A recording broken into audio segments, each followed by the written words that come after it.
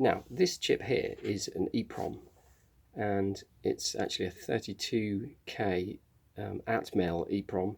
And an Eeprom is just a store place where you can store information. In fact, this Eeprom stores, 32,000 8-bit numbers. And so how it works is, if you want to store some information, usually a program or some data or something, you can program it into this Eeprom and the information will stay in there pretty much forever as far as I'm aware. And at any time you can get the information back out, or if it's a program, you can run that program straight from the Eeprom instead of having to load it off of disk. Now this is a Nintendo 64 cartridge, and I would be very surprised if it contained anything other than an Eeprom. So the game in here is stored on an Eeprom, and I think you can see the edge connector there. So what you do is you plug this into your Nintendo 64 and the game would be running straight from Eeprom.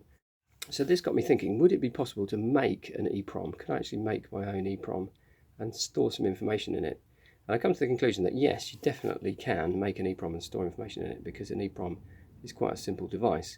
But there's no way I could make one as small as this, because that's got thousands and thousands of bytes stored in it in a tiny, tiny little space. But I think I can make a small, like as in low capacity Eeprom, quite a bit bigger than this one, and store some programs for my computer that I'm building. So when we say an Eeprom then, when I'm talking about an Eeprom, I'm talking about a place where you can store data. But how does it actually get stored? Well, if I just show you a diagram, the way that an Eeprom works is that it's storing an 8-bit number. So you can think of it that there must be inside there 8 data lines, 8 individual lines that can store either a 0 or a 1, which are represented by these vertical lines. And what I've done in my Eeprom is I've linked each of these lines, these data lines, via a high value resistor, something like a 10k resistor, up to the VCC line, up to the 5-volt line, which means that they're all going to be pulled high. So the value on each data line would be a 1 or a 5 volts. So each line is linked via a high value resistor, something like a 10k resistor, up to the VCC or the 5-volt line, up to the 5-volt rail, so that each data line inside the Eeprom is going to be held at a 1, a high level. And then I've got an inverting buffer which inverts each of those values to give you a 0 out. So if it was just left like that, the Eeprom would just give you a 0 for every single address in the Eeprom. And the buffer is a tri-state buffer, so if you operate the chip select line on it, then the buffer is switched on. If you don't operate the chip select line, the buffer is off and the data is effectively disconnected from the outside world. What actually happens inside the Eeprom is there's a grid of vertical lines and horizontal lines. So the vertical lines are the data lines, the horizontal lines are the address lines.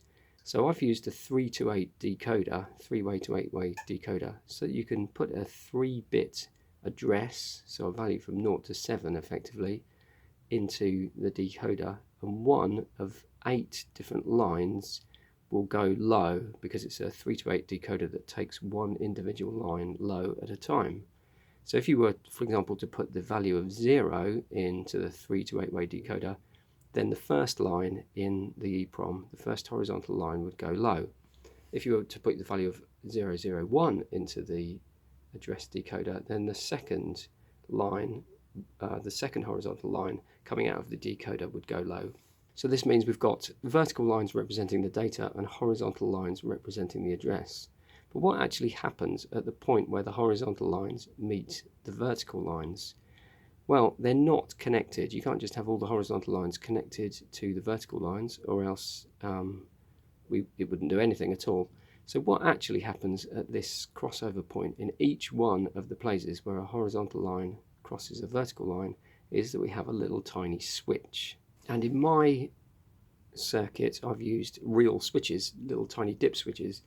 But in a real Eeprom, there would be tiny little transistors, and a small charge would be put at the base of each transistor to hold it permanently either open or closed. In the case of a PROM, which is a programmable read-only memory that's not erasable, these switches are tiny little fuses, and you pass a high voltage or a high current through each fuse that you want to burn. So you could blow out a fuse and make it open circuit, or you could leave the fuse in place and leave it closed circuit. So it's like a switch that you can only open and close once, and then it's locked in that position forever. So if you imagine the situation where you've got the switch open, then as I've said, each of the vertical lines is held to a value of 1 by the pull-up resistors, and one of the horizontal lines will be at a value of 0 at the point where the switch is. If the switch is open, then the vertical line will stay at a value of 1 because it's not connected to the 0 volt rail. But if the switch is closed, then the vertical line will be connected to the horizontal line, and the only thing holding the vertical line high is a 10k resistor, so it will effectively be grounded, and that particular vertical line, that particular bit of data, will be pulled to 0 volts. So that's how you get a high or a low, by either having the switch open or the switch closed. Now there's one slight subtlety with that, because if you had switches open and closed on lots and lots of different places where these horizontal and vertical lines cross over, you'd get all sorts of short circuits taking place. So to counteract this and stop the horizontal lines that are normally at a level of 1 from pulling the vertical lines up to a value of 1, each one of these switches also has a diode in series with it, arranged so that the horizontal lines can pull the vertical lines down to 0, but they can't pull the vertical lines up to a value of 1. So that means you can at any time choose one of the horizontal lines, i.e. picking 1 byte of data. The switches in that particular row will control whether the values in the vertical lines are 1 or 0, and the buffer at the bottom will invert those values and make them available to the outside world. So here's a PCB that I've designed in order to build an Eeprom on, and it is going to be an Eeprom that stores an amazing 8 bytes of memory, 8 bytes of 8-bit data. So you can see each of the bytes is going to go here. Each row is a byte, and I'm going to store 8 bytes of memory in this Eeprom. And I'm going to make it in such a way that I can join a few of these together, because 8 bytes is a bit of a pathetic amount of Eeprom. So I'm hoping I can join 4 of these together, make a 32 byte Eeprom, and put a program in it. Now inside an Eeprom, each of the bytes of memory, being 8 bits long, is made up of 8 different switches, 8 individual switches. In a real Eeprom, those switches are going to be something like transistors. But where can I get hundreds of little tiny switches from? Well, hopefully these are going to do the job. They're dip switches, and each one has 8 tiny little switches on it that you can switch up and down. And so what I'm going to do is store 1 byte by turning on or off the bits, the individual switches, in one of these sets of switches. And so if I arrange 8 of those, I'll be able to store 8 bytes of data and access whichever byte of data that I want to access. So if I get started on putting a few sockets into these PCBs and soldering them in, I should be able to get something going. I've been investing in a lot of sockets. So what I've found is that buying things on eBay, like sockets, if you buy 5 sockets, they're really expensive. If you buy 10 sockets, it's not much more expensive than 5. And if you buy 50 sockets or 100 sockets, it's not much more expensive than 10. So I've come to the conclusion I might as well just buy as many as I possibly can, and then I've always got the right socket. Also, what I used to do was buy the big 16-pin socket, and suddenly if I find I need a 14-pin socket, I'd get out the pliers and cut 2 of the pins off, which wasn't particularly successful. So I've bought a range of sockets. I've got 20-pin, 16-pin, 14-pin, and then I've got some of the wide ones for putting bigger chips into, and hopefully I'll always have the right size socket, or at least be able to make up a socket out of 2 smaller ones rather than chopping a big one down into little bits. Now, what I've soldered on so far then is enough to be 1 byte of the ROM. So I've got the 8 switches on here, so let's stick a value in that. So this the bits are going from right to left, 0, 1, 2, 3, 4, 5, 6, 7, ignore what it says on the underneath the switches themselves. And so putting 1 high here will give us a value of 1 in that memory location. And if we put 128 high as well, we've got a value of 129 in that memory location. So this forms one memory location, this forms the next, this forms the next, and we work our way down. And what I've done is I've sort of copied exactly the pins that would be on an EEPROM. So you've got power and ground, and then I have put a write enable pin on there, but I'm not going to be doing any writing to it that way. But I've got an output enable and a chip select like you would have on a normal EEPROM. The output enable turns the output of the EEPROM on, and the chip select selects that particular EEPROM. So you have a chip select for when you've got more than one EEPROM in your system, but I haven't got that, so that's not too important at this point. And then A0, A1, A2, A3 and A4, right at the top here, are the address lines. So I'm hoping to address 5 address lines of data, so that's 2, 4, 8, 16, 32 bytes I could potentially have in my EEPROM, although I'd need 4 of these boards to do that. So I'm going to make 4 of these boards and join them together. So on this particular board, only address lines 0, 1 and 2 are of any interest. So if we put a value of 0 in, by putting 0, 0, 0 on these 3 address lines, we should access this piece of memory. And if we put 0, 0, 1, we should access this piece of memory. And binary 2, which is 0, 1, 0, we should access this piece of memory down to the bottom where this one would be 1, 1, 1. So how is that decoding done? Well, it's decoded by this chip here, which is a 74HCT138. It should be an HC because I tend to standardize on 74HC series, but I could only find an HCT, so I've plugged that in there and I hope it works. And that is a 3-line to 8-line decoder. So what happens is you give it a 3-bit binary number and it takes one of 8 different lines low, so one of 8 different pins around the edge of it go low to decode that binary number into 8 different lines. And so I've connected one line to each of the bits of data. So you put your 3-bit binary number into this chip, and it helps you to access one of the 8 pieces of data in the system. Then to get the data out at the end, I've got a buffer here. It's a 74HC240, just to buffer the output coming out so that it doesn't draw too much current in here. So everything's buffered by that, and that buffer has an output enable, which is connected to these the output enable line at the top there, so that you can turn on or off the output from this from the EEPROM. These last 2 chips here are some glue logic to enable me to combine 4 of these boards together, but I'll cover that in a second. And then I've had to do a little bit of graffiti down the bottom here because I forgot to label these jumper switches, which are to do with joining boards together, but I'll come to that in a minute.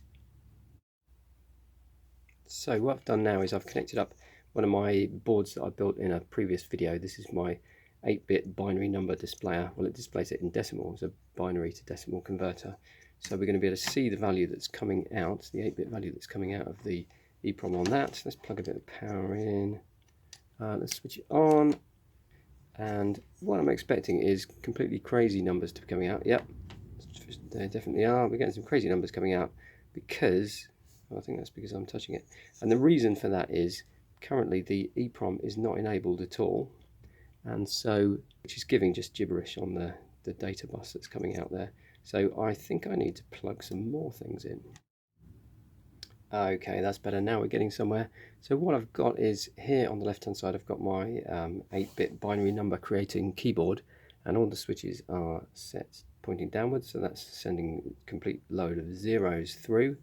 I'm putting therefore a 0 address on the address bus of the ROM, which is selecting the first row of the EEPROM, which we previously put the value of 129 into in that chip there. And so we're getting 129 on the display. That is not too bad, is it? So then if I change to address 1 of our EEPROM, we get a value of 0, because now it's trying to look in here. It's finding absolutely nothing at all.